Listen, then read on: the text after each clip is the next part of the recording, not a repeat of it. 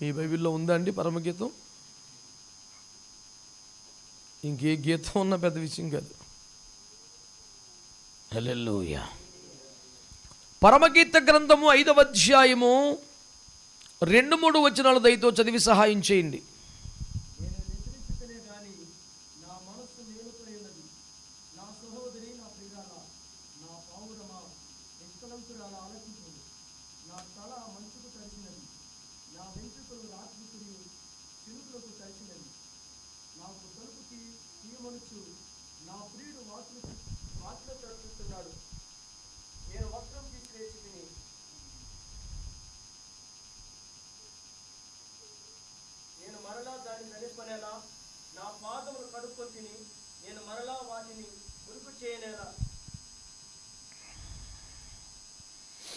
దేవునికి మహిమ కలుగునుగాక. దేవుడి వాక్యముల ద్వారా మనందరితో మాట్లాడునుగాక. మీరు చక్కగా ప్రశాంతంగా నా ముఖం చూస్తూ వినండి చాలు. ఇంకా విపరీతంగా చదివి ధ్యానం చేసి తిప్పలు పడేంత కష్టమేం లేదు. హాయిగా నన్ను చూస్తూ వినండి. కొన్ని మాటలు నేను మీకు మనవి చేసి ముగిస్తాను బిడ్డలారా. దేవుని వాక్యములో వ్రాయబడుతున్నటువంటి ముచ్చట్లు మనం చూస్తే, ఈ పరమగీత మధురధార ధారావాహిక శీర్షికగా మనము చేస్తున్న ధ్యానాలలో 4వ అధ్యాయము నుండి సవిస్తరమైన ధ్యానములు చేశాం. విశేషమైనటువంటి అనుగ్రహం, ఆశీర్వాదం ఈ 4వ అధ్యాయపు ధ్యానములో లభించిందని కుప్పలు తెప్పలు సాక్ష్యాలు ఉన్నాయి. వారందరిని బట్టి వాటన్నిటిని బట్టి నేను దేవుని మహిమపరుస్తున్నాను. ఈ 5వ అధ్యాయంలో కూడా మనం చూసినట్లయితే మరొక ధ్యానం ప్రభు మనకిస్తున్నారు. ఆ ధ్యానం ఏమనగా, దేవుని బిడ్డలారా,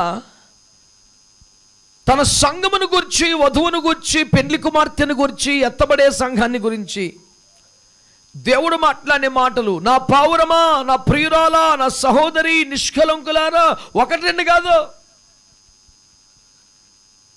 ఎంత అద్భుతమైన మాటలు మాట్లాడాడు. బహుతేటగా ఈ వచనాలు రాయబడి ఉన్నాయి. నా ప్రియురాలా, నా సహోదరి, నా పౌరమా, నిష్కలంకులారా, ఎన్ని మాటలు చెప్పాడు. ఈ ఉన్నతమైన భావాలన్నీ కూడా ఎత్తబడే సంఘానికి ప్రతీకగా ఉన్న షులమితును ఉద్దేశించి రాయబడ్డ మాటలు. అంటే ఇప్పుడు ఎత్తబడే సంఘం ఎట్లుండాలి? ఆయనకు ప్రాణేశ్వరిగా ఉండాలి. ఎత్తబడే సంఘం ఎలా ఉండాలి? నిష్కలంకురాలు వలె ఉండాలి. దేవుని బిడ్డలారా, చాలాసార్లు చాలామంది క్రైస్తవులు దేవుని ఎదుట నిలువదగిన అర్హతను, యోగ్యతను సంపాదించే భక్తి చేయకుండా ఆయన కృప మీద కొట్టుకుపోయే క్వాలిటీలోనే బతుకుతున్నారు. ఎలా అంటే, నీవు నిదానించి చూచినడలు ఎవడు బతకగలడు ప్రభువా, ఏదో కాస్త చూసి చున్నట్లుగా వదిలేయి అనే మధ్య మార్గాన్ని ఎంపిక చేసుకోవటం. మరొక రకం ఏమిటంటే, వారి కొరకు వేరొక దైవజనులు, పితరులు, పెద్దలు ఎవరో చేసిన ప్రార్థనల పైన వీళ్ళు ఆధారపడి బతకడే తప్ప తమంతట తాము దేవుని కృప పొందు సమయమైన ప్రార్థనలో గడిపే లక్షణం ఉండదు. ఉదాహరణకి ఇష్మాయేలు అనండి. ఇష్మాయేలు ఆశీర్వదించబడ్డవాడా కాదా? ఈనాడు ఇష్మాయేలు దగ్గర ఉన్న సంపద మిగతా ప్రపంచమంతటి దగ్గర కలిపితే లేదేమో అనిపిస్తుంది మనకి. ఎంతున్నా మాత్రం ఎవడో బాత్రూమ్, లెట్రిన్లో, కబోర్డులు, ట్యాపులు కూడా బంగారం పెట్టినవాడు ఎవడున్నాడు? విమానం అంతా బంగారం పూత పోసినవాడు ఎవడున్నాడు? కార్లకి, బైకులకి బంగారం పూత పోసుకున్నాడు ఎవడున్నాడు?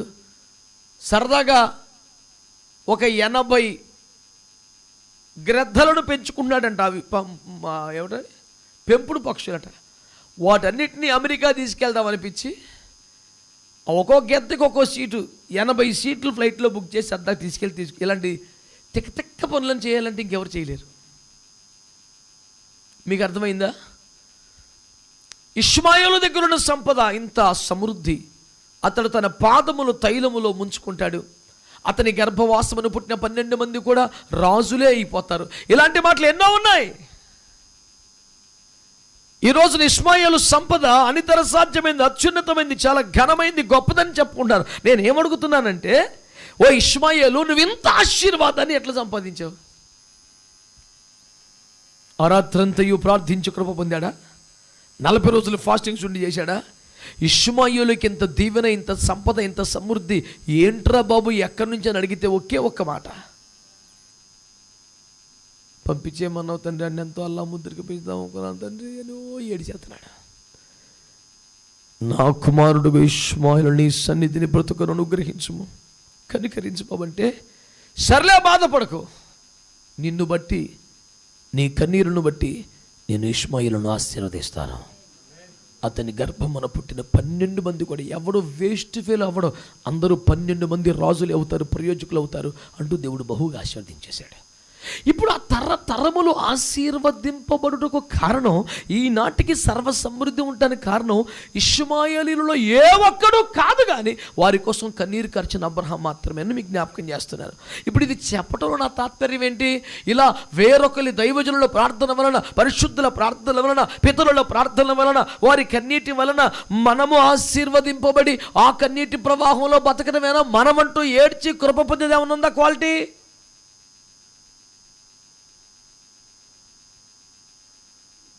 మీకు ఆ తేడా అర్థం కావడానికి చెప్తాను. యాకోబు అనండి, పద్దనరాములో సుఖపడ్డాడా, కష్టపడ్డాడా? కష్టపడ్డాడు. శాపమే, ఓటమే, అంత దరిద్రమే, నష్టమే, అవమానమే. చాలాసార్లు లెంపకాయలు వాయించేద్దామన్న మూమెంట్ వచ్చింది యేసు ప్రభుకి. కానీ ఏమన్నాడు? నిన్ను ఈ పాటికి చర్మం తీసేద్దున్నారే, కానీ మీ తండ్రి అయినటువంటి మీ పితరుడుగా అబ్రహామును బట్టి నిన్ను క్షమిస్తున్నాను, అబ్రహాము చేసిన నిబంధనను బట్టి. అంటే యాకోబు 20 ఏండ్లు కాపాడబడింది, సంరక్షింపబడింది, ఆశీర్వదించబడింది. ప్రతి పాయింట్లో ఎవరో మీ పితరులను బట్టి, అబ్రహాముకి ఇచ్చిన మాటను బట్టి. అది ఈ పాటి చంపేద్దు నిన్ను, నీకు అసలు భక్తి లేదు, నీకు క్రమం లేదు, 20 సంవత్సరాలను జ్ఞాపకం చేసుకోవాలి, మందిరం గట్ల, దశమ ఏమీ లేవు, నీకు ఎందుకురా బాబు, నేను ఈ పాటికే చంపేయాలి నేను అసలు. కానీ మీ తాతకి ఇచ్చాను మాట, ఆ నిబంధనను బట్టి నేను వదిలేస్తున్నాను అంతే అన్నాడు. కానీ 32వ అధ్యాయం వచ్చేసరికి తాను అతన్ని గెలవలేక ఇశ్రాయేలు అని దీవించాడు. 31వ అధ్యాయం దాకా పితరుల ప్రార్థన మీద కొట్టుకొచ్చాడు, అవునా కదా? 32లో తాను స్వయంగా కృప పొందాడు లేదా? ఈ రేంజ్కి రేటి సంఘం తగలడతలేదని చెప్తున్నాను నేను. అది ఆయన ఎవరో ప్రార్థన చేస్తాను, నేను 2000 పంపడం, ఈయన ఎవరో ప్రార్థన చేస్తాను, ఈయనకో 10,000 పంపడం. మరి అందరూ నీకోసం ప్రార్థన, నువ్వు తినపడుకో శుభ్రంగా. ఇదేం క్రైస్తవం ఇవ్వండి? ఆ చెప్పేవాళ్ళు అలాగే తగలబడుతున్నారు. అప్పులా, బాధలా, కష్టంలా, సమస్యలా మీరు ఒక కానుక పంపండి, మీ కొరకు మేము ప్రార్థన చేస్తాం. నేనేం చెప్తాను? అప్పులా, బాధలా, మీ కొరకు మేము ప్రార్థన చేస్తాం, మీరు కూడా చేయండి. నువ్వు శుభ్రంగా తినపడుకో, నేను చేస్తాను. ఈ ఫార్ములా లేదు సార్.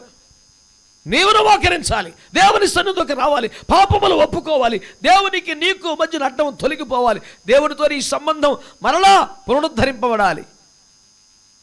ఇవన్నీ జరగాలని నేను ప్రార్థన చేస్తాను. అది క్రమం. కానీ ఎవరికైనా ఒక 2,000 రూపాయలు, 1,000 రూపాయలు పంపిస్తే మన జీవితానికి ఆశీర్వాదంటే ఎవడ వదులుకుంటాడు?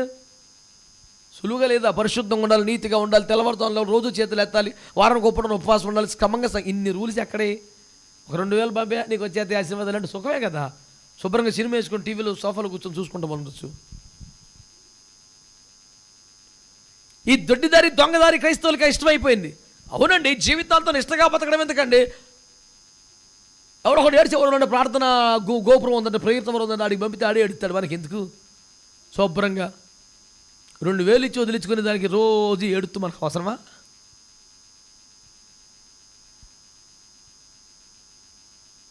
ప్రార్థన క్రైస్తవ్యానికి ఊపిరి వంటిదైతే ఈ రోజున ప్రార్థన కూడా ఒక అవుట్ సోర్సింగ్ అయిపోయింది. ఎంత సిగ్గుమల్లి క్రైస్తవ జీవితం ఇది. దీన్ని ఇంతకన్నా తక్కువ స్థాయిలో మాట్లాడటం నాకేం ఇంట్రెస్ట్ లేదు, ఇంత ఘాటుగానే మాట్లాడతాను. ఏంటది? ప్రార్థనకు అవుట్ సోర్సింగ్ వ్యవహారమా? ప్రార్థనే మా ప్రాణము, పాట మటుకు దంచుకొట్టుడు వేసి రక్తం ఇచ్చి.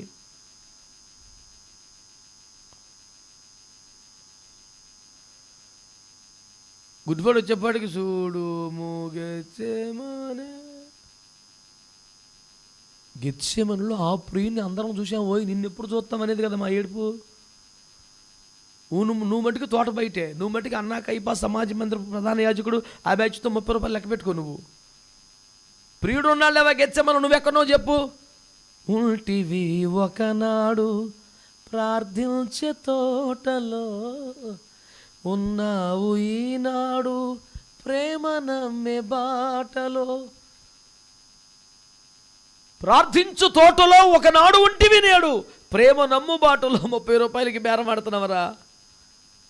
గెత్సేమలలో ప్రియుడిని చూసావలావయ్యా, నిన్నెక్కడ చూస్తున్నావు? అన్నా కైప దగ్గర చూస్తున్నావు, ఇంకా ప్రధాన యాజకుల దగ్గర బేరాలట్లో ఉన్నావా? బర్రబ్బాతో బేరసారాల దగ్గర ఉన్నావా? నేను ఆయన వదిలేసి నీ పాటలు చేస్తాను, నాకు మంత్రి పదవి ఇస్తావా? బర్రబ్బాది రాజ్యం నాకు అర్థమైపోతుంది, నువ్వు ప్రధానమంత్రితో నాకేంటి? ఇటు బేరవారికి ఉన్నాడు. గెత్సేమలలో ప్రియుని చూసేవలావయ్యా, నువ్వు మళ్ళీ చూపించక్కర్లేదు, నువ్వెక్కడో చెప్పు. ఎత్తబడే సంఘం ఎట్లుండాలి? ఆయన ప్రాణేశ్వరిగా ఉండాలి, నిష్కరంకురాలుగా ఉండాలి,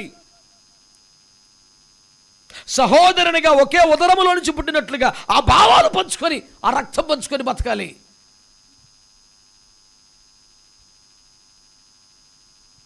ఈనాటి సంఘం వేరొకరి భక్తిపై, వేరొకరి కన్నీరిపై, వేరొకరి ప్రార్థనపై ఆధారపడే పరాన్న జీవిగా బతకడం దుఃఖకరం. దేవుని సన్నిధిలో విశ్వసించిన సంఘమై నిష్కరంకరాలనే పరిశుద్ధ జీవిత సాధన కొరకై, ఆయన ప్రాణమునకు ప్రియమైనటువంటి బిడ్డగా మారిపోయే కృపకై ఒక ఆచరణాత్మకమైన భక్తి చేయాలి సంఘం. విశ్వసించిన వారు, ఏకీభవించిన వారు ఆమేనని చెప్పండి. సంఘం అంటే ఏమిటండి? నా పౌరమా, నిష్కలంకురాలా అని ఎంతో మురిసిపోతున్నాడు దేవుడు. ప్రియుడు కోరిన ఫలం ఇచ్చిన సంఘం.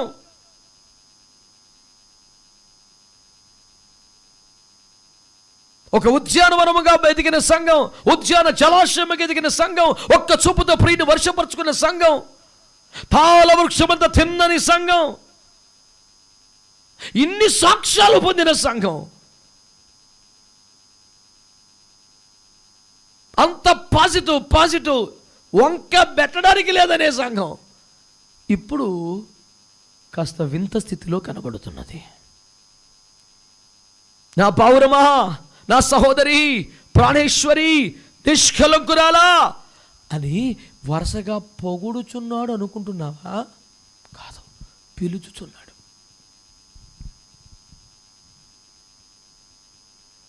అలాగని అబద్ధంగా అవన్నీ అర్హతలే, అవన్నీ క్వాలిటీసే.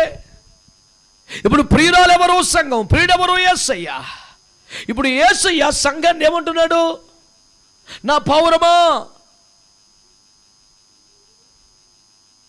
పౌరమా అన్న ఉద్దేశం ఏమిటి? నేను గత వారంలో కూడా చెప్పినట్టున్నాను. కమ్మని కోయిల రాగము కన్నా నీ దుఃఖారము ప్రియముగా మధురముగా వినబడుచున్నదా అని. ఈ ప్రపంచంలో ఒక కోయిల గానం, పౌర స్వరం ఏది బాగుందంటే ఎవడైనా కోయిలకై ఓటేస్తాడు. ఒక యేసు ప్రభు మాత్రమే ఆ కమ్మని రాగాల కన్నా ఈ దుఃఖారావం నాకు ఇష్టమని అన్నాడు. ఎంత యూనిక్ టేస్ట్ యేసు ప్రభుది.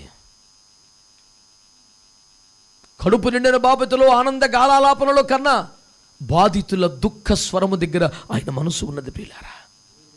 కడుపు నిండిన వాడు కూని రాగాలు తీస్తున్న చోట నా ప్రియులు లేడు. దుఃఖముతో మూలుగులుతున్న భక్తుల కుటుంబంలో నా దేవుడు ఉన్నాడు. సమాధి గెలిచిన యేసు ఇప్పుడు ఎక్కడ ఉన్నాడని ఒక భక్తులు అడిగితే దైవజనులు డాక్టర్ ఎన్జే కాలేబ్ గారు రాసిన ఒక పాట నాకు గుర్తొస్తుంది. లేడు యేసయ్య సమాధి ఒడిలో, మతవాద సిద్ధాంత సరిహద్దులో. అక్కడ లేడు, మతాల్లో లేడు, వాదాల్లో లేడు, సమాధి ఒడిలో ఎక్కడున్నాడు? ఖాళీ సమాధిలో. ఇంకా నెక్స్ట్, శ్రమ తీరాన యేసున్నాడు. శ్రమలు అనే తీరాన ఎవరు కొట్టుకు చేస్తున్నారో, బాధలు పడుతున్నారో అక్కడున్నాడండి యేసయ్య. సుఖభోగముల విలాసితుల సంతన లేడు ఆయన.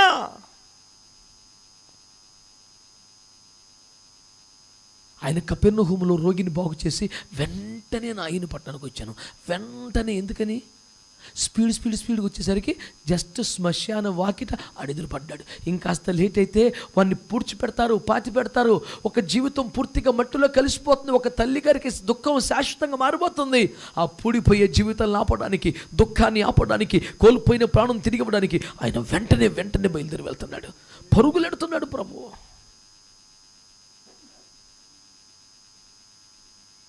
దోణి నీళ్లతో నిండిపోయి ఉండగా ఇక మునిగిపోతామేమో అనుకొనుచు ఉండగా అర్ధరాత్రి మీద నీటి మీద నడుచు అలలను త్రొక్కుచు యేసయ్య వస్తున్నాడు. ఈరోజు మీ జ్ఞాపకం చేస్తున్నాను ఒక మాట. ఇవన్నీ అర్హతలే, ఆ బిడ్డ సాధించిన ఘనతలే, కాదంటం లేదు. కానీ ఈ నిష్కలంకురాలు ఇప్పుడు ఏం చేస్తోంది? నా పౌరమా, నా సహోదరి, నిష్కలంకురాలా, ప్రాణేశ్వరి అని పిలిచి ఏమన్నాడు తెలుసు? ఎంతకని? తలుపు తీవా. అబ్బా,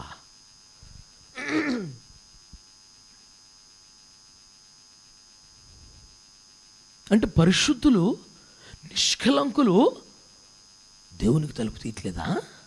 అదేమిటండి? ఈమె మొదటి సాక్ష్యం ఏమిటి? నేను మంచం మీద పడుకున్న నా ప్రాణప్రియుని వెతికినంత నాకు కనబడలేదు. నేను పట్టణంలో వీధిలో వెతికాను, రాజవీధులు వెతికాను, సంత వీధులు వెతికిన కనబడలేదు. నేను వారందరిని విడిచి ముందుకు రాగా నా ప్రాణ ప్రియుడు నాకు ఎదురు పడ్డాడు అని కదా సాక్ష్యం చెప్పింది. నేను వదిలిపెట్టక నా ప్రియుని పట్టుకుంటుని అని కదా సాక్ష్యం చెప్పావు. మళ్ళీ ఈ మధ్య ఏమైపోయింది? మధ్యలో ఒకప్పుడు నీ బతుక మంచమే, నువ్వు దేవుణ్ణి వెతకరోడు శుభ్రంగా పడుకొని వెతికేదానివి. నీ బతుకలాగే చూద్దాం. ఒకప్పుడు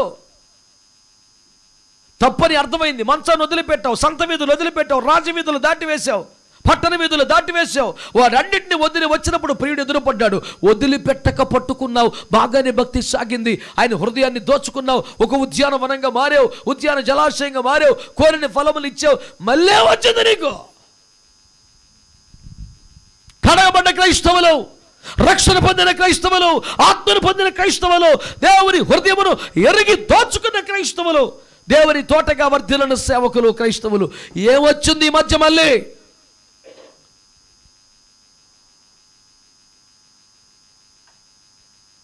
మళ్ళీ మొదటి మూల పట్టాలకి వెళ్ళిపోతున్నారే.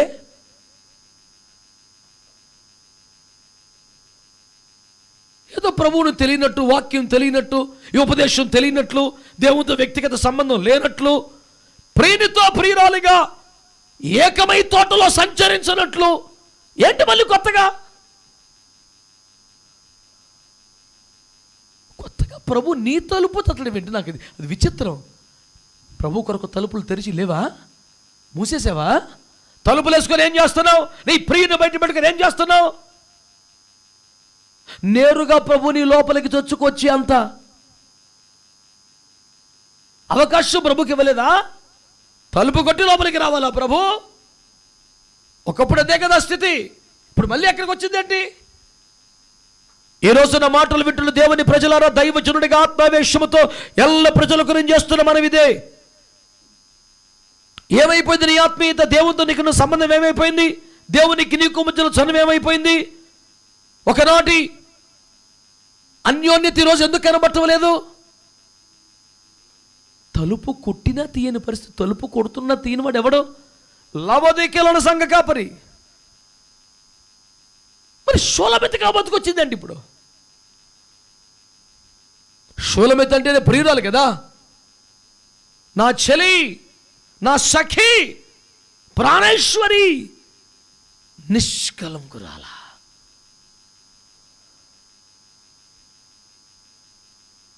ఈవిడి దగ్గర ఇలాంటి స్పందన ఊహించగలమండి? ఆయన బ్రతిమాలుతున్నాడు. నా పావురమ్మా, నిష్కలంకురాల, తలుపు తీయమ్మా. రాత్రి కురియు మంచుకు తల తడిసిపోతుందమ్మా, బయట చలిగా ఉందమ్మా. ఎవరో అనుకొని తలుపులు తీయట్లేదా నువ్వు? ఇదిగో కిటికీ సందులోనే చేయబెడుతున్నా, నాకు గుర్తులు చూడు, నా గాయాలు చూస్తే నువ్వు గుర్తుపడతావుగా. అబ్బా ఎంత ఘోరం అండి. కాస్త కఠినంగా మాట్లాడుతున్నాను అనుకోకపోతే కొన్ని మాటలకి జవాబు చెప్పండి. ప్రియుణ్ణి బయట పెట్టుకుని తలుపులు వేసుకుని లోపల ఏం తగలబడుతున్నావు? ఏమిటా ఎరగబాటేమిటి? రాత్రి కురియ మంచుకు తల తడిసిపోతానే బాధపడుతుంటే తలుపులు వేసుకుని లోపల ఏం చేస్తున్నావు? ఇప్పటికే ఏమని పిలుస్తున్నాడు? నిష్కలంకురాలా. అంటే పాపమేమి చేయలా, పాపంలో పడిపోలా, పరిశుద్ధులుగానే ఉన్నారు. ఇంకా ఎక్కడ రాజీ పడిపోయి లోక సంబంధమైన మురికి అంటించుకునే దరిద్రం లేదండి. They are clean, they are holy, but yet they close the doors for God. They made him to wait outside of the door. ఏంటి దరిద్రం అండి? వాళ్ళు దొంగతనమో, త్రాగుడో, మద్యపానమో, పాపిష్టి కార్యాలు లేవండి, పరిశుద్ధులే. కానీ పరిశుద్ధులు ఏం చేశారు?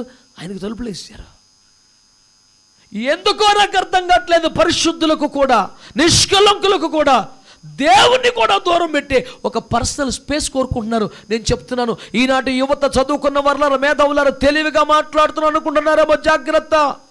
దేవుడు కూడా జ్వరపడకుండా నీకంటూ ఒక పర్సనల్ స్పేస్ క్రియేట్ చేసుకొని, this is my life, this is my privacy అని మాట్లాడుతున్నావేమో, అది నీకు దూరమగునుగాక. క్రైస్తవుడికి తగదు, ఎత్తబడే సంఘానికి తగదు, రాకడ సంఘానికి తగదు, నిష్కలంకులకు తగదు.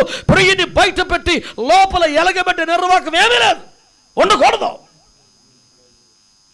నీకు నీ ప్రభువుకి మధ్యలో గాలి జ్వరబడే జ్ఞాపనానికి వెళ్ళి, అందుకనే హత్తుకొని అన్నమాట వాడాడు, అన్యోన్య సహవాసం అన్నమాట వాడారు.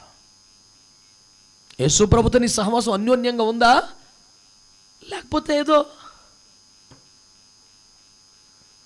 మాట వరుసకే హలో అంటే హలో, ప్రైజ్ ద లార్డ్ అంటే ప్రైజ్ ద లార్డ్ అంతే. కొంతమంది భార్య భర్తలు కూడా ఒక పైకప్పు కింద బతుకుతారు అంతే. పెద్ద అన్యోన్యత ఏముండదండి. భర్త కనుక అన్ని రకాల బాధ్యతలు దోస్తాడు, భార్య కనుక వండి పెడుతుంది అంతే, అంతకన్నా ఏముండదు. కాస్త భోజనం చేస్తూ కూడా క్షేమంగా, నాలుగు ఆరోగ్యంగా ఉన్నావు, నువ్వు ఎలాగున్నావు ఏంటని పలకరించేపటికి ముత్యాలు రాలిపోతాయి వీడికి. అందుకొరక దేవుడు ఐక్యపరిచింది, ఏక శరీరమై బతకాలని వాక్యం చెప్పింది. ఇదంతా ఎందుకు చెప్పాడు? దేవునితో నీ బంధం ఎలా ఉండాలో నీకు అర్థమవుద్దని. దానితో పోల్చిగా దేవుడు చెప్పాడు, ప్రభుతో నువ్వంత అన్యోన్యంగా ఉండాలి అని. క్రైస్తవుడువా అంటే అవును. వ్యభిచారం మద్యపానం అంతా పరిశుద్ధమే. కానీ దేవునితో రిలేషన్ ఎలా ఉంది? తలుపు బయట అయినా తలుపు లోపల.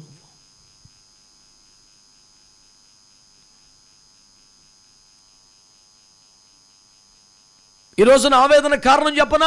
పరిశుద్ధులకే దేవునితో సంబంధం అన్యోన్యంగా లేదు, అది బాధ. వాళ్ళు పాపిష్టులు, భ్రష్టులు, లోకస్తులు అయితే ఎంత ఏడుపు అక్కర్లేదండి, వాళ్ళు మంచోళ్ళు. కానీ ఏంటో మెయింటైన్ చేస్తాను, నాకు అర్థం అవట్లా. ప్రియునితో ముఖాముఖంగా మరి ఎన్ని రోజులైంది? నువ్వు ఒక దర్శనం పొంది ఎంతకాలం అయింది? ప్రార్థనలో మోకరించినప్పుడు ఒక బలమైన ప్రజెన్స్ నువ్వు ఎంజాయ్ చేసి ఎంతకాలం అయింది? పొద్దున్న చిన్న ప్రార్థన చేసుకున్నావు, సాయంత్రం చిన్న ప్రార్థన చేసుకుంటున్నావు. నా ప్రియురాలని ఆయన అన్నాడు, నా ప్రియురాలు నువ్వు అంటున్నావు, అవతల ఆయన ఉన్నాడు, ఇవతలు నువ్వు ఉన్నావు. మూయబడ్డ తలుపులలో నీ క్రైస్తవ్యం సాగుతోంది. ఎందుకో ప్రభుని బయట పెట్టేసావు నువ్వు. క్రైస్తవ్యమా? సంగమా, నువ్వు ప్రభుని బయట పెట్టేశావు. సేవకుడా, ప్రభుని బయట పెట్టేశావు. ఏంటో నాకు అర్థం కావట్లేదు. కొన్ని ఏరియాస్లోనికి ప్రభువును కూడా నువ్వు రానివ్వట్లేదు.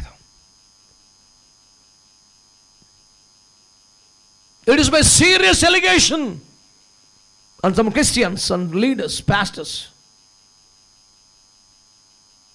I'm sorry to say this, but this is a fact. Nobody can simply deny this factor. ఏదో జరుగుతోంది.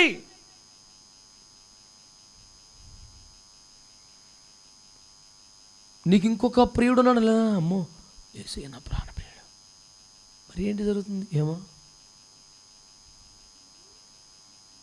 అసలు నీకు ఆయన గుర్తులు చూపట్టమేంటి? ఇదిగో నా చేతులు చూడు, నా గాయాలు చూడు, నేనే కిటికీ సందులో చేయి పెడుతున్నాను, నీకు తెలియదా?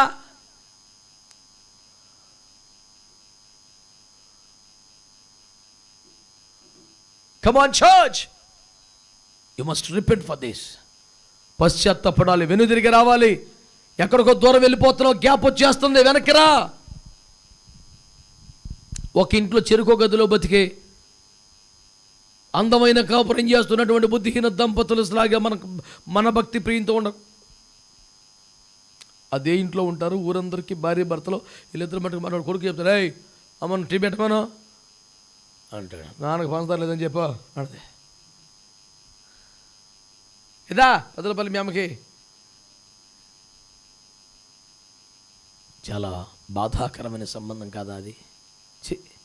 మన కుటుంబంలో అలా ఉంటే మనకు నిద్రపడద్దా, మంచిగా అనిపిస్తుందా? మన బిడ్డల్లోనే ఎవరైనా అలా ఉన్నారని తెలిస్తే మనం హాయిగా పడుకోగలమా? ఎందుకు అలా ఉన్నారు వాళ్ళు? చాలా అన్యోన్యంగా చక్కగా ఉండాలి కదా. అవసరమైతే 4 మాటలు చెప్తాం, ప్రార్థన చేస్తాం, కౌన్సిలింగ్ చేస్తాం, సమాధానపరచిన ప్రయత్నం చేస్తాం. కానీ ఈ స్థితి నీకు నీ ప్రభువుకు వచ్చింది. ఇప్పుడు ఎంత దుర్మార్గం ఇది! ఓరి నాయన, ఈ మాట చదివిన బుర్రపడి ఆయన బయట నుంచి నా ప్రియురాలు నువ్వు, నా నిష్కరంకురాలు, నా ప్రాణం ఇన్ని అన్నట్టు ప్రాణేశ్వరిని తలుపు చేస్తలేదు ఈ మనిషి.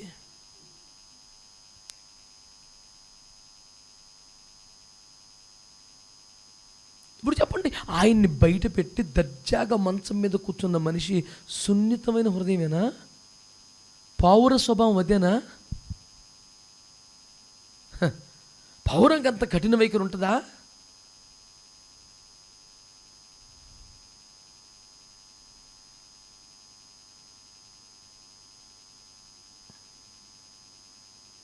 పౌరమా నీ ప్రేమ ఎంత మధురము.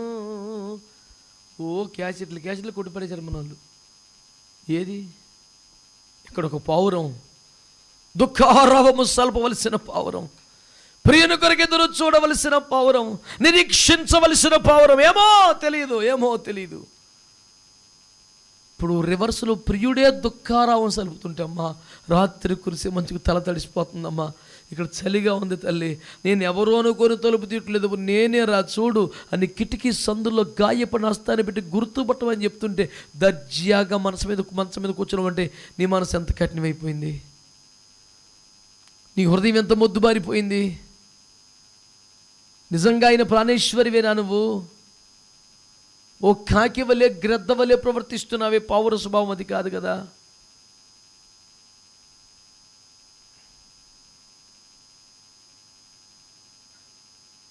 ఈ రోజున దేవుని వాక్యం ద్వారా మీకు జ్ఞాపకం చేస్తున్నాను. నిష్కలంకురాలు, ఆవిడ నిర్వాహకం చూసే పెట్టందో,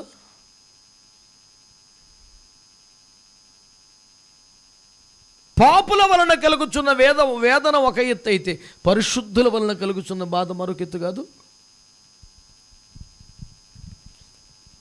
ఒక తల్లిదండ్రులకి 2 పిల్లలు, ఒకడు చాలా క్రమశిక్షణ, ఒకడు సర్వభ్రష్టుడు చెడిపోయినాడు.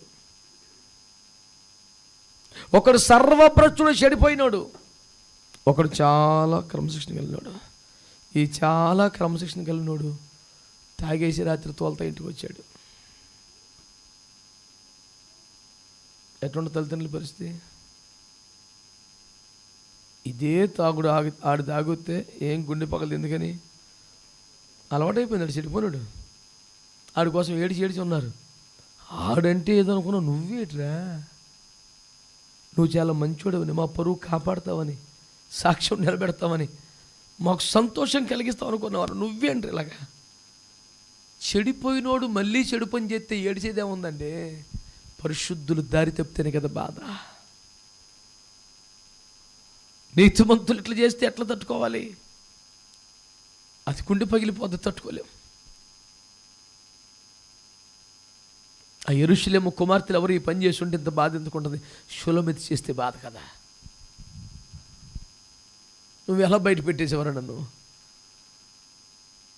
నేను గబుక్కుని చొచ్చుకొని రాకూడదని, నేను ఎంటర్ అవ్వకూడదని నా నుండి నువ్వు ప్రవేశం కోరుకుంటున్నావేంటి? ప్రియుని మనస్సును ఆవేదనతో ఉండదా? నువ్వు యేసును ప్రేమిస్తున్న వ్యక్తివైతే, నీ ప్రేమికుడు యేసయ్య అయితే ఆయన ఫీలింగ్స్ నీకు అర్థం కావాలి. Love and hate is just all about feelings. And you are not in a position to understand the feelings of other person. There is no meaning of love at all. ఎదుటి వ్యక్తి మనస్సులోని భావనలు నీకు అర్థం కాకపోతే, ఆ ఫీలింగ్స్ నీకు అర్థం కాకపోతే అసలు ప్రేమ అన్న దానికి అర్థం ఏముందండి? ఇంత ముద్ద పెట్టేస్తే ప్రేమ అంటే ఒక భర్త ఉన్నాడు, భార్యతో మాట్లాడడం అసలు ఏం చేయడు, కానీ ఏ లోటు రాకుండా అన్ని ఏర్పాట్లు చేస్తాడు. పొలకించిపోద్దా? అసలు మాట్లాడకుండా, ముఖం చూడకుండా, ఏయ్ మాట్లాడక నీకేం కావాలి చెప్పు, తీసుకో, తిండా, బట్టలా, నీ ప్రేమ కథ కావాలి.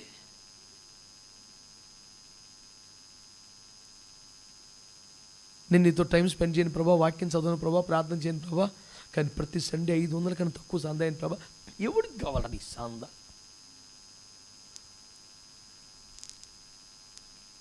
When you fail to understand the feelings of God's love, పెద్ద సొన్నా నువ్వు, వేస్ట్. ఈ నిష్కరంకుల యొక్క నిర్వాహకం చూడండి ఎట్టుందో.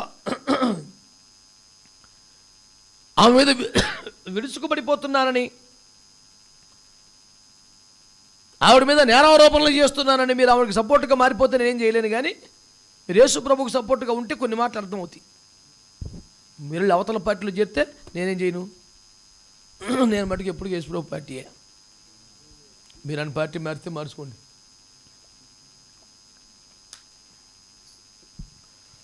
ఎవరి విషయములోనైనా ఆయన సంతోషపడితే నేను సంతోషపడతాను, ఎవరి గురించి ఆయన బాధపడితే నేను బాధపడతాను. నువ్వేంటారు ఫీల్ అయిపోతున్నావు, ఆయన ఫీల్ అయ్యాడు కదా, అంతే. ఆయన ఫీల్ అయితే ఫీల్ అవుతాం, అంతగా కనెక్ట్ అయిపోయాం ఆయనకు, తప్పదు. ఇంకొక లోకం, ఇంకొక వ్యవహారం ఏమి లేదు. ఇక ఆయన ఫీల్ అయితే మనం ఫీల్ అవుతాం. మధ్యలో నీకేంట్రా అంటే, మధ్యలో ఏంట్రా, సమస్తం ఆయనే, ఫీల్ అవుతాం. పైపెచ్చు ఆయన ఫీలింగ్స్ ఎక్స్ప్రెస్ చేయవలసిన, చెప్పాల్సిన డ్యూటీలో ఉన్నాను నేను. దేవునికి స్తోత్రం చెప్పండి అందరూ దయచేసి. అక్కడ ఆమె చేసినటువంటి నిర్వాహకం, అమలారా ఇలారా, పెద్దోళ్ళు శనోళ్ళు, మర్యాదస్తులు, సీనియర్ కైసులు, మీరు నిష్కలంకురాలేనా, మీరు పౌరమేనా, మీరు పరిశుద్ధులేనా? అయితే మీదే ఈ గొడవ. చూడండి, ప్రభువుని బయట పెట్టేసినోడు పాపిస్తుడు కాదు, శూలం మీద వచ్చిన బాధ. ప్రభువుని తలుపు కొడుతున్న తీయని వారు అన్యులు కాదు, శూలమితి నిష్కలంకురాలు. కిటికీ సందులో చేయి పెట్టి గురుతులు చూపించిన స్పందించని వ్యక్తులు అన్యులు కాదు, పాపులు కాదు, నిష్కలంకులు. అయ్యో పావురమా, నిష్కలంకురాలా, నువ్వేమిటి ఇలా తయారయ్యావు? పావురము బాధ పడుతుంది కానీ బాధ పెట్టదనుకున్నావే, నువ్వు బాధ పెడుతున్నావే. ఇప్పుడు నువ్వు కూడా ఇలా చేస్తావా పావురమా? చూడండి, వరుస పెట్టి ఆ మాటలు చెప్తాను. అక్కడ ఏం చెప్తుందో, నా చేతులు గాయపడ్డాయి, నా కాళ్ళకి దెబ్బలు తగిలాయి, నా ప్రియుడికి తలుపు తీద్దానికి లేద్దాం అనుకుంటే కాళ్ళు చేతులు రావటం లేదు. అయ్యో, ఎలాగైనా తలుపులు వాతుంటవే తెరవబడి ప్రియుడు వస్తే బాగుండును. లేదా అలాగా? నేను చెప్పిన ట్రాజడీ సీన్ అంతా లేదా అక్కడ? కాళ్ళు ఇరలేవు ఆమెకి, చేతులు ఇరిగిపోలేదా? ఏ క్యాన్సర్ ఏదో రోగం ఏమి లేదా? శుభ్రంగా ఉందండి బాబు, జబ్బేమీ లేదు. కానీ తలుపు ఎందుకు తీయదంట మరి తల్లి? వస్త్రం తీసేసిందండి. ఎంత బాగా చెప్తాను చూడు. నేను ఇప్పుడే నా వస్త్రమును తీసివేసిన మరలా దాన్ని ధరింపనేలా. అసలు ధరింపనేలా ఏంటి అసలు? టక్ టక్ టక్ టక్ అని శబ్దం. అమ్మో నా ప్రభు అని టక్కువని వస్త్రం వేసేసుకొని పరుగులెత్తుకొచ్చేయాలా? అది తీసేత్తవేమి పెద్ద మరి బుర్ర బుద్ధి లేని పని తీసే తగలబడ్డావు, ఎలాగ సచ్చావు? పిల్లుడు కొట్టేపట్టు అమ్మ బాబాయ్ నా ప్రభు అని గబగబా వస్త్రం వేసుకొని పరిగెత్తుకుని రావాలి కదా. దర్జాగా మంచం సెంటర్లో కూర్చొని నేను ఈ వస్త్రమును తీసివేసి తిని మనలో దాన్ని ధరింపనేలా. దీనికి ఏం పెట్టండి తెలుసా టైటిల్ మీకు? నిష్కలంకురాలి నిర్వాకం అని పెట్టారు. పాపిష్టుల నిర్వాకం కాదు ఇది, నిష్కలంకురాలి నిర్వాకం. దర్జాగా కాలు మీద కాలేసుకొని సాక్షి చెప్తుంది, నేను వస్త్రం తీసేసాను, నేను వస్త్రం ధరించానని చెప్తే సాక్ష్యం, కానీ వస్త్రం తీసేది ఒక సాక్షి పెట్టరా? నాకు అనవసరం కోపం వచ్చేస్తుంది ఇప్పుడు. అవును మరి, ఈ స్వేచ్ఛ కోసమే, ఈ స్వాతంత్రం కోసమే ప్రియుని బయటికి వెళ్ళి కప్పుకొని తలిపేసావు నువ్వు. పగటి యందు నడుచుకున్నట్టు మర్యాదగా నడుచుకుందామని చెప్పింది నీ గురించేనేమో. మరి రాత్రి చాలా గడిచి పగలు సమీపముగా ఉన్నది. అందుచేత పగటి యందు నడుచుకున్నట్లు మర్యాదగా నడుచుకుందాం.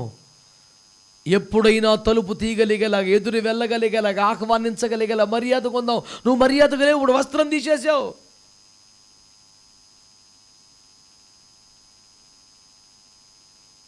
నేను అడుగుతాను మీ మీద, మేము చెప్పండి, మీ మీద ఒక ప్రశ్న అడుగుతాను, చెప్పండి. మీ మీద రక్షణ వస్త్రం ఉందా, తీసేశారా? మాట్లాడండి మంచిగా. జ్ఞానం ధైర్యం సరిపోతలేదు ఒక్కొక్కడికి. మరి ఏంటి? స్తుతి వస్త్రం ఉందా, తీసేశారా? ఉల్లాస వస్త్రం ఉందా, తీసేశారా? నీతిను పైబట్ట ఉందా, తీసేశారా?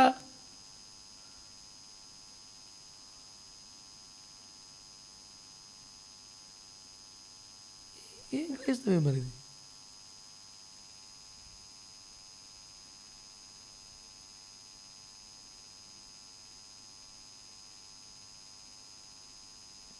దేవుని వాక్యంలో ఉన్న మాట మీరు జవాబు చెప్పాలి.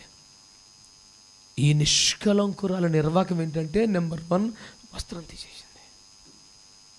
చెప్పండి. వస్త్రం సరే, నీకేదో బుద్ధిహీనమైంది, నీకు జ్ఞానం లేదు, నువ్వు సమయం చూసుకోలేదు, రాత్రి చాలా గడిచిపోయినట్లు గమనించుకోలేదు, తెల్లవారు సమీపం ఉన్నట్టు గమనించట్లేదు, ప్రియుని శబ్దం వినిపించుకోలేదు, ఆదమరిచి నిద్రపోతున్నావు, వస్త్రాన్ని తీసివేశావు. పోనీ అంతవరకు ఒక పాయింట్లో క్షమిద్దాం. తలుపు కొట్టినప్పుడైనా నువ్వేం చేయాలి? స్వరం విన్నప్పుడైనా ఏం చేయాలి? రాత్రి కురి మంచుకు తడిసిపోతుందమ్మా అని చెప్పినప్పుడైనా ఏం చేయాలి? కిటికీ సందులో చేయబెట్టి గుర్తుపట్టమన్నప్పుడు ఏం చేయాలి?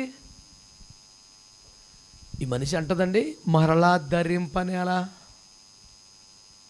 అయ్యో, అమ్మో, ఇంత వేగం వస్తాడు అనుకోలేదు, కాస్త విశ్రాంతి తీసుకుందాం అనుకున్నాను, ఇంకా రాత్రి చాలా ఉందనుకున్నాను, పగలు సమీపించినట్టు నిన్ను సమయం గుర్తుపట్టలేకపోయాను, అమ్మో ఇంతలో నా ప్రియుడు వచ్చేసాడా, ఆ అడుగుల సవ్వడి అతనిదే, ఆ స్వరం అతనిదే, ఆ తట్టుచున్న శబ్దం అతనిదే, అమ్మో నేను ఎరుగుదును నా ప్రియుని స్వరమును అంటూ తుల్లిబడి లేచి వస్త్రం ధరించుకొని నా ప్రాణ ప్రియుడా అని కేకయాలి కదా. నడి మంచాలు కూర్చొని దర్జాగా అంటదండి, మరలా వేసుకోవటం ఎందుకు? నా ప్రభు తలుపు బయట ఉన్నాడు, నేను లోపల ఉన్నాను, నాకు నా ప్రభుకి ఎక్కడో చిన్న గ్యాప్ వచ్చింది అన్న ఫీలింగ్ లేదట్రా బాబు. నాకు అర్థం అవుతలేదు. ఫీలింగ్సే లేవంటే ప్రేమే లేదని. ఇప్పుడు కొంతమందికి ఈ ఫీలింగ్స్ అంటే చెప్తాను, ఈ యూత్ మండిపోని ఇలా తగలబడ్డారంటే, ఆ అవతలోడు పోనీ అవతల మనిషి ప్రేమి కుర్రాలు పోనీ ప్రేమి ఎవడో అవతలోడు ఆవిడ ఒక దుఃఖము సింబల్ ఒకటి SMS పెట్టాడు అనుకో, అయితే ఇక్కడ చెరువు అయిపోద్ది ఇల్లు, ఇంకా అన్నం వద్దు, నీళ్ళొద్దు, నీకు మాల. అదే అమ్మ బాబు గుండెలు బాధ గడిచేది, దానికి ఫీలింగ్ ఎందుకని గడిచేది చిరాకి.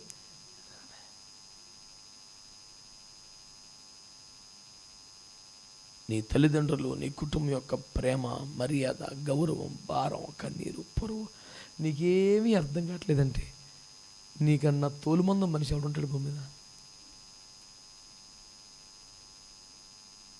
మామూలు జీవరాశికి ఏదో కర్ర చాలు. అదే ముండెద్దుకైతే ముళ్ళు కర్ర కావాలి, అదే ఏనుకైతే అంకుశం కావాలి. తోలు మందం పెరిగిపోతున్న కొద్దీ పొడిచేది పెరగాల. నీకు చిన్నగా అంకుశం పెట్టి పడితే కానీ అప్పటికి ఇవన్నీ లెగుతావు. ఇదిగో ఆ ప్రయత్నమే చేస్తుంటాను అప్పుడప్పుడు. ముండెద్దులు కూలబడి లేగవు, ముళ్ళు కర్ర వెనక్కి తిప్పి ఒక్క పోటు పెడితే కష్టపడి లేగుతుంది. ఎందుకు నువ్వు ఫీల్ అవ్వటం మానేసావు? ప్రభు బయట ఉండిపోయాడని గ్యాప్ వచ్చిందని నీకు ఎందుకు అనిపించట్లేదు?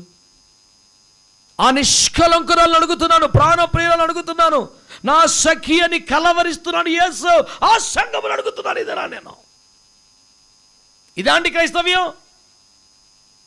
ఒకటి వస్త్రం తీసివేసిందిట, మహానిర్వాహకం చేసింది. రెండోది ఏంటంటే మళ్ళీ వేసుకునే ఉద్దేశం కూడా. కొంతమంది చర్చికి వస్తారు, ఎందుకు వస్తారు? వెళ్ళేవారు క్రిస్టియన్స్ కదండి మనం, వెళ్ళిపోతే అలాగా. యోబు అంటాడు, అంత పెద్ద అయినా విజ్ఞానము గల మనుషులారా నాకు బోధించుడి, నా నోటి మీద చేతిని ఉంచుకొని కూర్చుందను, నేను ఏ విషయమందు తప్పిపోతినో నాకు బయలుపరచండి. ఎంత పెద్ద మనిషి అండి, ఎంత పెద్ద మనిషి. ఏ విషయంలో తప్పి నాకు చెప్పు.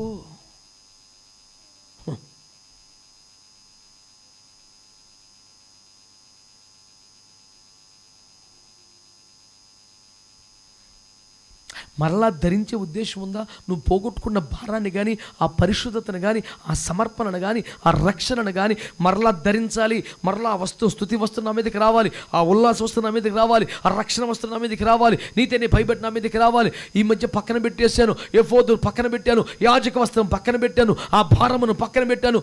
మరలా ధరించుకున్న ప్రియుని స్వరం వినబడుతుంది, ఆయన తలుపు కడుతున్నాడు అన్న కంగారు లేకపోతే ఎలాగండి? వస్త్రము త్రిశువైట మొదటి నిర్వాహకం.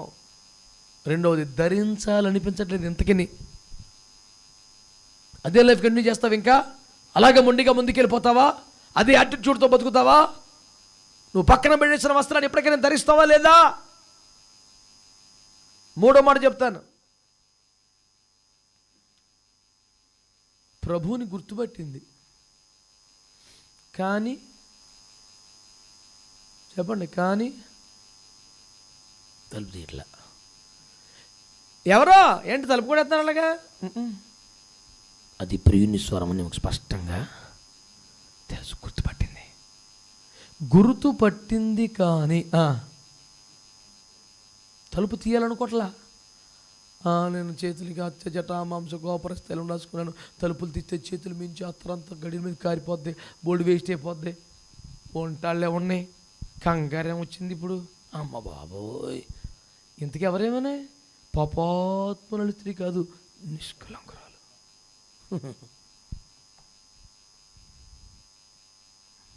అది ఇంకా పాపాత్మల స్త్రీ అన్న మనిషి అత్తర యేసుప్రభు కాలం మీద పోసేసింది. ఏమో చేతిలో పూసుకున్నది గడకెట్టిపోద్దండి, ఏముండిపోతుంది.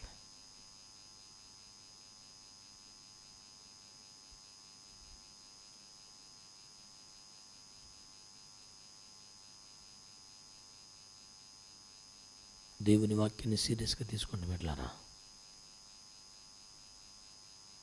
ప్రభు తన వాక్యం ద్వారా నీతో మాట్లాడుతున్నాడు ఈ పూట.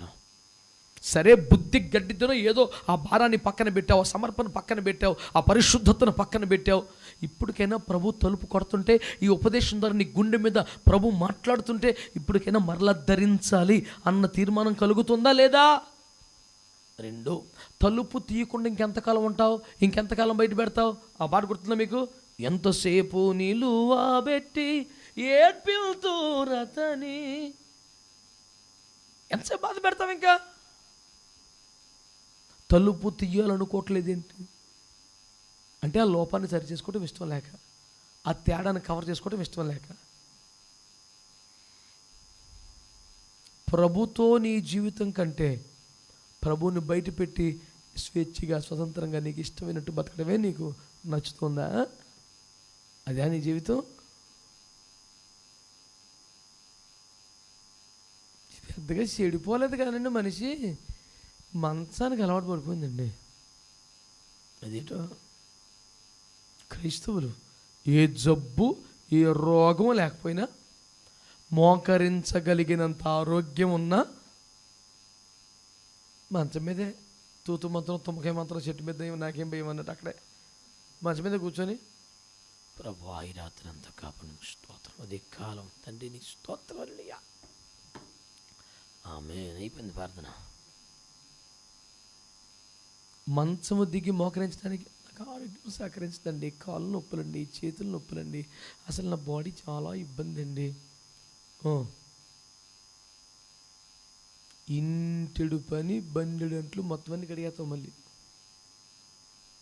ఇంట్లో పనులని నీయే, ఇద్దరు మనుషులు సరిపడే పని చేసేస్తావు. కానీ వేకుజాన్ని మోకరించడానికి my body is not supporting you know. I no.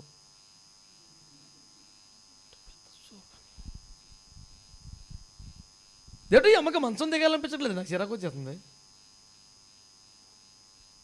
ఏదో అలిసిపోయో నీరసించో ఏదో లోక సంబంధం ఆశలో పడి అలిసిపోయి మంచం మీదకి ఎక్కిపోతే ఆ తలుపు ఇలా అనేసరికి శబ్దం విని తుల్లిపడి ఎగిరి దిగు కిందకు వచ్చేయాల. దేవునికి స్తోత్రం కలుగునగా. హల్లెలూయా. నేను స్టీల్ ప్లాంట్కి సేవకు వచ్చిన కొత్తలో విశ్వాసాలు చెప్పేవాడిని. వేకుజాము ప్రార్థన. నాకు ఇప్పుడు అంత బిజీగా రోజుకు ఒక ఊరు, రోజుకు ఒక జిల్లా, రోజుకు రాష్ట్రం తిరిగి అంత బిజీ కాదు కదా. కొత్త సేవ కలిగి ఇంటికాడ ఉండేవాడిని. ఉదయకాలం 5 గంటల కుటుంబ ప్రార్థన ఉందా అని చెప్పంటే ఎవరు కొంచెం అదే అన్నారనుకో, రేపు పొద్దున ఇంటికి వచ్చేదాన్ని అంటాడు కానీ 5ంటికి ఎందుకు వస్తాడు అనుకునే వాళ్ళు. 5ంటికల్లా కారెట్కి నీట్గా టాయిలెట్కి బైబిలెట్కి వెళ్ళిపోయి తలుపు కొట్టేసేవాడిని. వాళ్ళు అప్పటికి 11, 12 దాకా టీవీలు సినిమాలు చూసి పడుకుంటారా మరి ఏంటో. మరి 5ంటికి కళ్ళు ఎంత ఎర్రగా ఉంటాయి అనమాట. 12 దాటిదాకా పడుకోరు ఇల్లు. మరి ఎంతమంది తెలీదు. 12 దాటిపోయి 1 గంట అయిపోతుంటుంది కాళ్ళు. వాడికి 4ంటికంటే కరెక్ట్గా అప్పుడు వెళ్తుంటాడు. సరిగ్గా లోడ్ గేరేసి ఎక్కుతాడు అప్పుడు కొండ. అప్పుడు నేను వెళ్ళి కిర్ర నొక్కేసాను బెల్లం. అది ఇంత పొద్దున్న ఎవడొచ్చాడు రా బాబు, పాలోడా పెరుగోడా పేపర్ కూడా కొంచెం తలుపు తీసి ఘోరంగా చూస్తే అక్కడ ఎదురుకుని ఎవడుంటాడు బైబిల్ పెట్టుకుని డబ్బేలు మంది తలిపేసేవారు నా మొఖాన. మీరు ఊహించుకోండి ఎందుకు వేసారు ఏంటి. ఓ పావు గంటకి 2 నిమిషాలకు తలుపు తెస్తారు. అయ్యో బాయ్కిరండి, అయ్యో బాయ్. వాళ్ళకు కూడా అనిపించలేదు ఈ పిల్లకి. నాకు అది కదా బాధ వచ్చేస్తుంది. మంచం దిగాలనిపించలేదు, ఇంకా కూర్చుంది అక్కడే. ఆయన ఎలాంటి దేవుడు? అవసరమైతే మూసిన తలుపులు మూసి ఉండగా లోపలికి రాగలని శక్తి కలిగినవాడు కాదా ఆయన? రాలేడా? నిన్ను సిగ్గుపరచడం ఇష్టం లేక నువ్వు గిల్టీగా ఫీల్ అయితే కూడా ఆయనే ఎక్కువ ఫీల్ అయిపోతాడు కనుక ఇంకా తలుపు కొడుతున్నాడు. బలవంతంగా నీ దగ్గర ఏదో మార్పు తేవాలంటే ఆయనకి పెద్ద అసాధ్యమేం కాదు. ఓ మా అమ్మగారు బుట్టాయిగూడెం సేవకి వెళ్ళిన కొత్తలో 250 రూపాయలకు ఒక ఇంట్లో అద్దుకుండేవాడిని నేను. ఒక నమ్మకార్థ క్రైస్తవురాలు. ఎప్పటికప్పుడు ప్రార్థనకి వెళ్ళిపోయేది. ఫుల్ సౌండ్ పెట్టి సినిమా పెట్టేసి అలా చూస్తుండే దగ్గర కూర్చొని అమ్మ అంటే కాకపోతే కట్టేసి బయటకు వచ్చేది. నేను రోజు ఎవరో ఒకళ్ళు అటం ప్రార్థన చేయించుకోవడం వెళ్ళి జరుగుతుంది. చూసింది, నాతో ఎందుకో ప్రార్థన చేయించుకోవాలి అనిపించింది. వేరే సంఘానికి వెళ్ళే తల్లి అనిపించి, బాబు నాకు ప్రార్థన చేయవా అంది. ఏమ్మా ఏమైందంటే, కళ్ళు సరిగ్గా కనపడతాయి. నాకే కనపడతలేదు, నీకు అప్పుడే 50 సంవత్సరాల దగ్గర వచ్చి నీకేం కనపడతాయి, ఇంకెక్కువ ఆశించక సరిపెట్టేసుకున్నాను. అలా కాదు, కొంచెం ఇవ్వ ప్రార్థన చేయి, బాగా కనపడతాయి. నీకు ఇప్పుడు ఏమవసరం వచ్చింది అని తప్పంటే, ఇదివరకు బాబు సినిమా చూస్తేనే పేర్లు కూడా చదివేసేదాన్ని నేను. ఇప్పుడు నాగేశ్వర ఎవరో రామారావు ఎవరో తెలుస్తలేదు నాకు అంటుంది. అమ్మ సైతాన. ఇప్పుడు నేను ఎందుకు ప్రార్థన చేయాలి? మళ్ళీ పేర్ల దగ్గర నుంచి చదివే కృప కావాలని. అమ్మ దుర్మార్గమోయ్.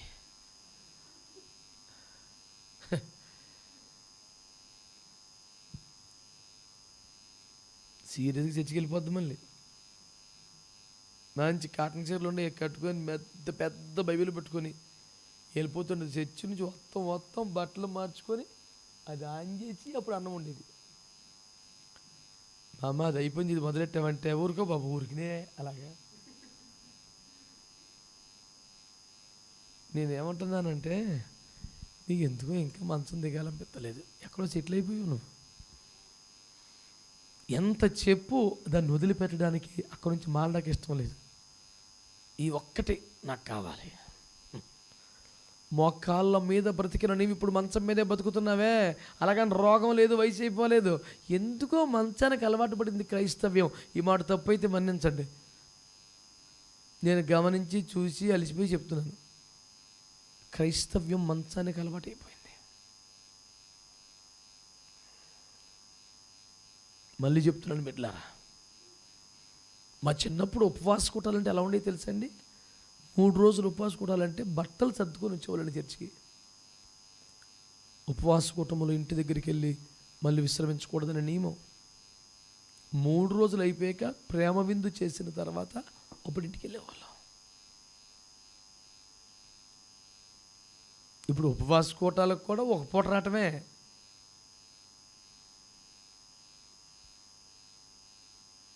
పిల్ల జల్ల 3 రోజులు ఉపవాసం కూటం అంటే పిల్ల హాస్పిటల్లో ఉండేది గోల గోల.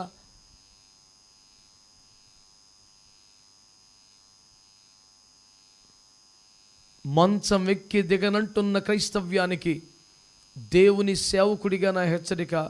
ఇప్పటికే చాలా కాలం అయిపోయింది, రాత్రి చాలా గడిచి పగలు సమీపంగా ఉంది. దిగా, ఇంకా మంచం దిగాలనిపించట్లేదు నీకు. ఇంత గొడవ అయిపోయింది కదా, ఇక మంచం దిగి తలుపు తీయాలనుకుంది. ఇప్పుడు చెప్పండి, అప్పుడు ఫీలింగ్ ఎలా ఉండాలి? అయ్య బాబా, ఏం తలుపు చేశాను, చాలాసేపు బయట పెట్టేశాను, స్వరం గుర్తుపెట్టి కూడా తలుపు తీయలేదు, కిటికీ సందులు చేయి పెట్టినా తీయలేదు, మంచం నాకు ఎందుకు దిగాలనిపించలేదు బాబోయ్. తలుపు తీయగానే మన కాళ్ళ మీద పడిపోతాను. తప్పెనుకు ఇంట్రాగా ఏం చేశాడు? తండ్రి, నీకు నువ్వు పరలోకానికి విరోధంగా పాపం చేశాను, ఒప్పేసుకుంటాను అనుకోవాలి కదండి. ఇప్పుడు ఏమనుకున్నా తెలుసా అండి? విచిత్రంగా, నా మనసు నా ప్రియుని యందు జాలి పడెను. అమ్మోయ్, యేసు ప్రభు మీద ఏమి జాలి వేస్తుందంట. ఇంకే పదాలు వాడాలి, నాకు బీపీ వచ్చేస్తుంది ఇప్పుడు. మీ భక్తులారా, మీకు కూడా అరేంజ్ ఉందా? ప్రతిరోజు పొద్దున్న వచ్చేస్తానండి మా ఇంటికి, రోజు మమ్మల్ని వదిలిపెడతలేదు పద్దాక. సర్లే, బాధపడతాడు, కొంచెం స్తుతి నైవేద్యం పెడదాం.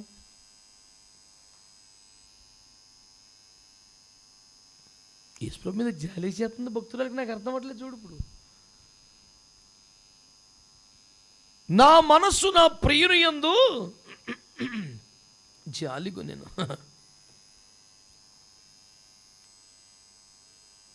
ఎంత దారుణం అండి మాటలు.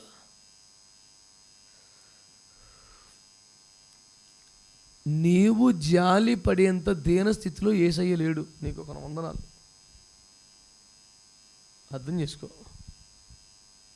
నువ్వే తిన్నగా ఒంటి మీద వస్త్రం లేక మంచం దిగలేక లేనిపోని పూసుకొని సత్తనావు అక్కడ. ఉల్టా నువ్వు రివర్స్లో యేసు మీద జాలి పడుతున్నావా?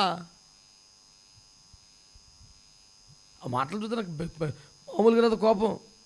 తలుపు సందులో నా ప్రియుడి చెయ్యి ఉంచగా నా అంతరంగము అతని ఎడల జాలిగా నేను. అమ్మో, నువ్వు జాలి చూపకపోతే, నువ్వు కనికరం చూపకపోతే అసలు పరలోకమంతా పాడైపోదా? మరి చీకటి వచ్చేస్తుంది. ఈ దెబ్బలు కొట్టాలా వద్దా చెప్పు?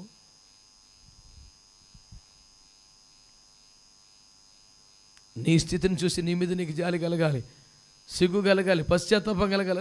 నేను ఇంతగా నా ప్రభుని ప్రేమించి ప్రాణప్రియురాలిగా బతికే నేను ఇంతలా మారిపోయింది, ఇంత నా మనసు ఎందుకు కఠినమైపోయింది, నా ప్రభుకి ఎందుకు తెలియట్లేదు, ఎందుకు బయట పెట్టేశాను ఆయన్ని అని నీ దేన స్థితిపై నీకు జాలి కలిగి పశ్చాత్తాపం కలిగి తలుపు తీసి ప్రభువు కాళ్ళ మీద పడి, ప్రభువా నిన్ను చాలాసేపు బయట పెట్టేశాను ప్రభువా, నాకేదో పర్సనల్ అయిపోయింది, ప్రైవేట్లో అయిపోయింది, ఏదో పెట్టి తప్పు ప్రభు, తప్పు అయిపోయింది, నన్ను క్షమించు ప్రభువా అని ఏడవాల్సింది పోయి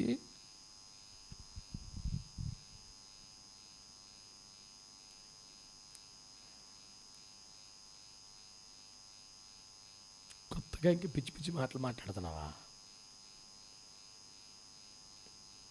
ఇదంతా అయిపోయింది. జాలిసిందంట, మెల్లిగి లేచి వెళ్ళి ఏం చేసిందండి చెప్పండి? తలుపు తీసి, ఓకే కమిన్. అబ్బా, అమ్మగారికి జాలేసింది కదండి, మరి ఎంతకీ వస్తలేదు ప్రభు. బయటికి వెళ్ళి చూసింది, జీసస్, మై జీసస్ లేడు. నా ప్రియునికి తలుపు తీయునంతలో అతడు వెళ్ళిపోయాడంటే ఎంతసేపు ఉంటాడు మరి? ఎంతకాలం సహిస్తాడు? విశ్వాసము లేని మూర్ఖతరము వరల మిమ్మల్ని ఎంతవరకు సహించున్నాను అనలేదు ప్రభు. తేడా వచ్చేసింది ఇప్పుడు. ఇంకా నా ప్రియునికి తలుపు తీయనంతలో ఆయన వెళ్ళిపోయాడు.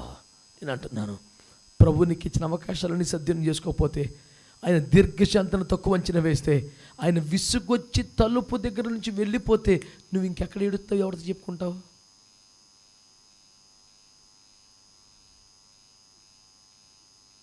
సమయం అయిపోయే దాకా గడిపేసింది సుఖభోగాల్లో, సంతోషాల్లో, సరదాల్లో, బద్ధకంలో, సోకుల్లో, అత్తరు పూసుకోవటం, వస్త్రం తీసివేయటం, రకరకాల బతుకు బతి. ఇవంతా అయిపోయింది, టైం అంతా అయిపోయింది, నీకు ఇచ్చిన అవకాశాలు అన్నీ అయిపోయింది. ప్రభు తలుపు తీసుకెళ్ళిపోతున్నాడు. బయటికి వెళ్తే ప్రియుడు లేడు, ఒక్కసారికి రోడ్డు మీద పిచ్చి దానిలాగా పరిగెడుతుంది. నాదే బుద్ధికి ఇంత, నాదే పొరపాటు, తలుపు తట్టినప్పుడు అసలు తలుపు వేసుకోవటం తప్పు, వస్త్రం తీసివేయటం తప్పు, చేతులకి ఏదో పూసుకోవటం తప్పు, ప్రభు కొరకు తలుపు తీయలేకపోవటం తప్పు, మంచం దిగకపోవటం తప్పు, ఆయన చెయ్యని చూసి నేను ఆయన మీద జాలి పడి పోసుకోవటం తప్పు. తప్పే ఏది నా ప్రియుడు పరిగెడుతున్న రోడ్ల మీద. పట్టణమును కావలి కాసే కావలు ఎదురుపడ్డారు. అయ్యా మా యేసయ్య కనపడ్డా, మా ప్రాణపీడి కనపడ్డా అంటే వాళ్ళు పక్కపక్క నవ్వి ఈమెకి ఇప్పుడు ప్రియుడు లేడు, ఒంటరిది అని అర్థం చేసుకుని ఆమెను పట్టుకుని కొట్టి ఆమె పై వస్త్రాన్ని లాగేసి వెళ్ళిపోయారు. నీకు అలవాటేగా, నువ్వు పై వస్త్రం తీసి పక్కన పడేసే రకమే కదా నువ్వు. ఎప్పుడు నువ్వు దేని మీద నీకు గౌరవం లేదో, దేని మీద నీకు శ్రద్ధ లేదో, ఏ భయం లేదో అది పోద్ది. ఎలాగో నువ్వు కాపాడుకున్నది కాదుగా, నీకు నిర్లక్ష్యమేగా. పట్టణమును కావలి కాసే కావలి వారు ఆమెకు ఎదురుపడి ఆమెను కొట్టి పై వస్త్రం లాగేస్తే సిగ్గుపడుతూ గాయపడిందై, అవమానపడిందై మళ్ళీ గూట్లోకి పరిగెత్తే పరిస్థితి. ప్రభు గౌరవంగా వచ్చి తలుపు కొట్టినప్పుడు తలుపు తీస్తే నీ స్థాయి ఎలా ఉంటుంది? నిన్ను వదిలిచిపెట్టి వెళ్ళిపోయిన తర్వాత నీ బతుకు రోడ్లు పాలవటమే, గాయాలు పాలవటమే, వస్త్రహీనంగా మారటమే. జాగ్రత్త. ఇంత పరిశుద్ధురాలు, ఇంత నిష్కలంకురాలు, ఇంతగా ప్రియుని మనస్సును చూరగన్న వ్యక్తి, ఇంత సీనియర్ క్రిస్టియన్, ఇప్పుడేంటి పరిస్థితి? ఎందుకో అన్ని విషయములలో ప్రభువుకి అప్పగించుకునే మనసు ఇష్టపట్ల కొంత ప్రైవసీ కావాలి, కొంత ప్రభువును కూడా బయట పెట్టేది, తనకంటూ ఒక పర్సనల్ స్పేస్ ఎందుకు కోరుకుంటారు నాకు అర్థం కావట్లా. ఇతరుల వద్దని కోరుకుంటే అర్థం ఉంది, ప్రభు వద్దని కోరుకోవడం ఏంటి? వస్త్రం తీసివేయడం ఏమిటి? మీద ఉండాల్సిన వస్త్రం పక్కన పడేసావు, అవసరం లేనిదేమో చేతులకు పూసుకున్నావు. ఏం దరిద్రం ఇది? అప్రధానమైనవేమో ప్రాధానమైన అవుతున్నాయి, ప్రధానమైనవి అప్రధానం అయిపోతున్నాయి నీ జీవితంలో. ఒకసారి ఆలోచించుకో. దివారాత్రములు చదవాల్సిన వాక్యమేమో పొద్దున కాసేపు పోతుంది. ఎప్పుడైనా ఒకసారి గమనించాల్సిన వార్తలేమో 24/7 యూట్యూబ్లో నడుస్తానేమంటుంది. ప్రాధాన్యతలు మారిపోయినాయి.